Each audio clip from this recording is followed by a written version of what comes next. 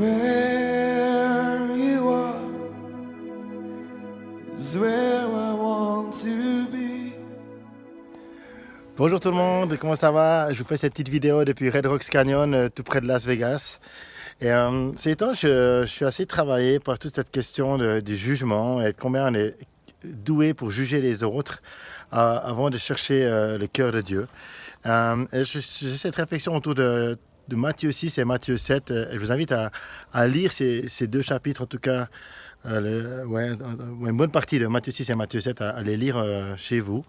Mais je voulais juste parler de cette question du jugement, parce que je me rends compte qu'on est très bon pour juger. Ces temps, il y a tellement de gens qui me disent « Ah, c'est n'importe quoi ce qui se passe en France ». Alors, il y a ceux qui jugent le mouvement des Gilets jaunes en disant « Ouais, ils bloquent tout, ils bloquent le pays, et puis ils se prennent pour qui ?» Puis j'entends des Suisses qui disent « Ouais, ces Français, ils font que de râler ». J'entends d'autres qui disent « Macron n'est pas digne d'être chef de l'État, parce que quand on est chef de l'État, au moins on répond au peuple, et puis on ne laisse pas le peuple dans l'ignorance et on ne pense pas qu'à soi-même ». J'entends tellement de gens aussi qui jugent Trump et les États-Unis, qui me disent ouais, comment est-ce qu'il peut gouverner son pays de la sorte, il se prend pour qui celui-là, puis qu'est-ce qu'il a à dire ce qu'on doit faire en France, etc. etc. J'ai été très touché, mais j'étais attristé par comment notre député qui représente les Français de Suisse a réagi sur Twitter face à M. Trump. J'ai trouvé très grave et malhonnête la manière dont il a réagi. Mais bref, de nouveau, je ne vais pas essayer de juger, je ne vais pas essayer de juger les autres, parce que je trouve qu'on est vraiment bon pour juger.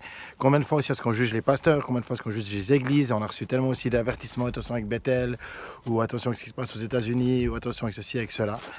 Et j'aimerais juste qu'on puisse se placer devant Dieu et chercher le cœur de Dieu avant de chercher à voir les choses avec notre regard humain. Matthieu 6, c'est tout l'enseignement de Jésus sur la prière, en particulier le Notre Père, mais aussi sur qu'on ne peut pas servir Dieu et Mammon, que les richesses nous viennent de Dieu et qu'on n'a pas appelé à mettre notre sécurité dans les richesses de cette terre, mais dans ce que Dieu a pour nous. Et je vous promets que nous, c'est ce qu'on vit avec ma famille durant cette année, les pas de foi qu'on vit. Mais aussi à la fin de Matthieu 6 nous dit mais arrêtez de mettre votre sécurité dans tout ce que les hommes proposent sur cette terre, parce que tout vous vient de Dieu. Recherchez premièrement le royaume de Dieu et sa justice, et toutes choses vous seront données en plus. Et j'aimerais appuyer sur rechercher premièrement le royaume de Dieu et sa justice. Est-ce qu'on cherche la justice de Dieu ou la justice des hommes? Est-ce qu'on cherche à juger les gens selon un concept terrestre ou selon le concept céleste du royaume de Dieu? Et juste après, c'est le chapitre 7, et vous savez que quand la Bible était écrite, il n'y avait pas les chapitres encore. Donc juste après, Jésus nous enseigne en disant « Arrête de voir la paille qui est dans l'œil de ton voisin alors que tu as un tronc d'arbre ou une poutre dans ton œil. » J'ai envie de dire, des fois, certains, c'est pas un tronc d'arbre qu'ils ont dans leur œil, mais c'est une forêt, ou c'est une charpente et pas juste une poutre.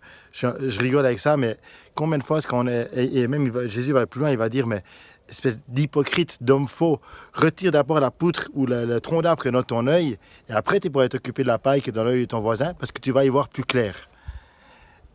Et mes amis, moi je prie pour que nous, en tant que peuple de Dieu, on apprenne à retirer le tronc d'arbre, la poutre qui est dans notre œil, pour y voir plus clair, pour voir selon le cœur de Dieu, selon la manière dont Dieu voit les choses. Et quand on commencera à voir comment Dieu voit les choses, quand on commencera à voir comment, avec le regard de Dieu, du royaume de Dieu, on va se mettre à prier pour notre nation, à prier pour nos autorités, à prier pour nos pasteurs, à intercéder pour que la faveur de Dieu se manifeste.